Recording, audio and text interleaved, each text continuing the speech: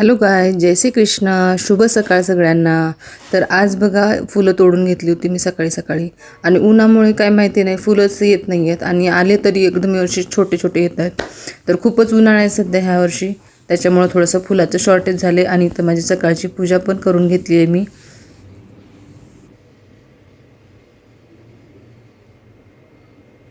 आणि पूजा करून घेत होते तोपर्यंत आपलं दूधही गरम झालेलं आहे. आणि आज स्वयंपाकामध्ये फक्त काय जास्त बनवायचं नव्हतं, इडली सांबार बनवणार होते, त्याच्यामुळे बाकीचं जास्त काही लोड नव्हता.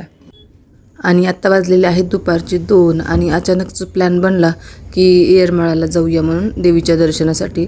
तर मग आता निघालो आहे आम्ही आणि इतकं ऊन होतं बाहेर की म्हणजे बघायला नको वाटत होतं. पण जर दुपार निघालो तर मग आपलं दर्शन चांगलं होईल आणि आपण संध्याकाळपर्यंत घरी येऊ अशा हिशोबाने मग आम्ही निघालो. तर आता इथं मुलांच्या शाळेला सुट्ट्या पण लागलेल्या आहेत आणि मुलांना कुठंतरी घेऊन जायचं होतं बाहेर फिरण्यासाठी. पण इतकं ऊन आहे बाहेर की कुठं जाण्याची म्हणजे इच्छाच होत नाही आहे की मुलांना घेऊन जावं म्हणून. आणि आज आता देवीचं दर्शन पण राहिलं होतं, तर यांनीच आज प्लॅन बनला जाऊया म्हणून. तर मग देवीच्या दर्शनासाठी शेवटी आम्ही निघालोच. ऊन होतं पण देवाचं दर्शन घेणं बी तर तेवढंच जरुरी होतं. मनामध्ये मग ते रुक राहून जाते. तर बघा इथं आलेलो आहे आपण येडेश्वरी मंदिर व श्री दत्त देवस्थान. इथून कमाने ह्याच्या आत गेल्यानंतर तर इथून 1.5 ते 2 किलोमीटरावर मंदिर आहे. तर चला आपण जाऊया मंदिराकडे. आणि आत्ता 15 दिवसापूर्वीच येडेश्वरीची यात्रा झालेली आहे आणि यात्रेच्या वेळी खूप गर्दी असते, त्यामुळे आम्ही यात्रेच्या वेळेला येत नाही. यात्रा झाल्यानंतर किंवा यात्रेच्या आधी येतो, कारण खूप गर्दी असल्यानंतर मग देवाचं दर्शनही होत नाही आणि आपल्याला व्यवस्था पण होत नाही. म्हणजे गाडी लावण्याची पार्किंगची व्यवस्था वगैरे खूप लांब असते, मग चालत जाणं शक्य होत नाही ना एवढं लांब, त्याच्यामुळे.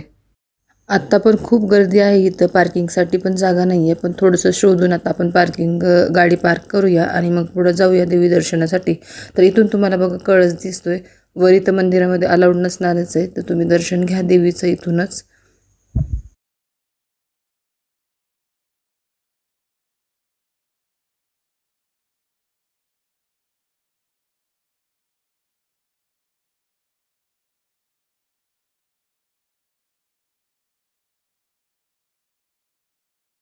आणि आम्ही मंदिराच्या जवळ पार्किंग शोधत होतो आणि शेवटी आम्हाला मंदिराच्या जवळच पार्किंग भेटली.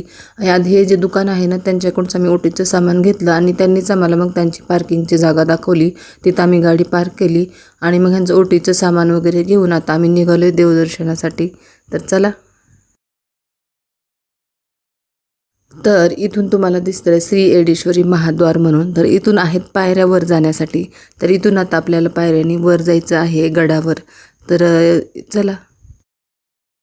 तर आता इथं पायऱ्याने जाण्याचा पण मार्ग चांगला झालेला आहे. मार्ग म्हणजे आधीचाच होता हा, पण आता वरची छत आणि छत वगैरे करून घेतले, त्याच्यामुळं ऊन वगैरे लागत नाही. तर आजूबाजूला छोटी मोठी दुकानं पण आहेत. तुम्हाला काही खरेदी करायचं असलं तर तुम्ही खरेदी करू शकता. तर आपण आता एक 10 मिनिटामध्ये वर पोहोचू. तर आता आपण मंदिराजवळ पोहोचलेलो आहे आणि या कमानीतून आत गेलं की राईट साईडला लगेच देवीचं मंदिरच आहे.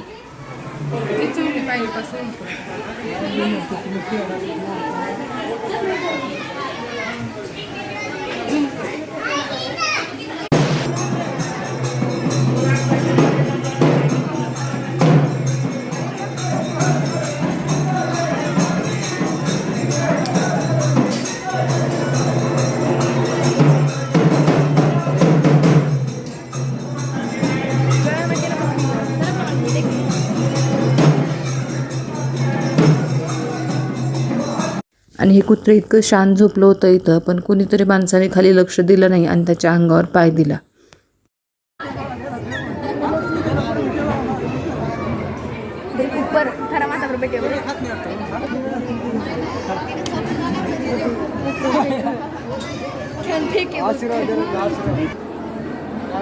तर आता आम्हाला रांगेत लागून अर्धा तास झालेला आहे. देवी दर्शनासाठी आणखीन पण गर्दी आहे इथं.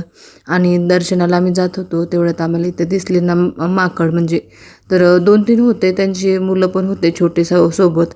आता उन्हाळा चालू झाला आहे त्याच्यामुळं खाणे आणि पाणी पिण्यासाठी हे बहुतेक आलेले असतील इकडं.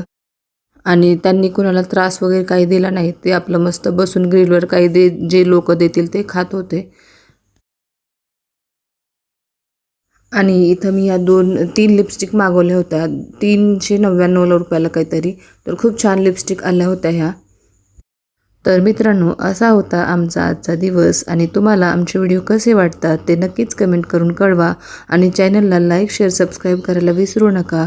तर चला भेटूया एक नव्या व्हिडिओमध्ये. तोपर्यंत बाय बाय. ले बाबा हात मध्ये बिकन दे ते खाऊ. किती सेम आहे.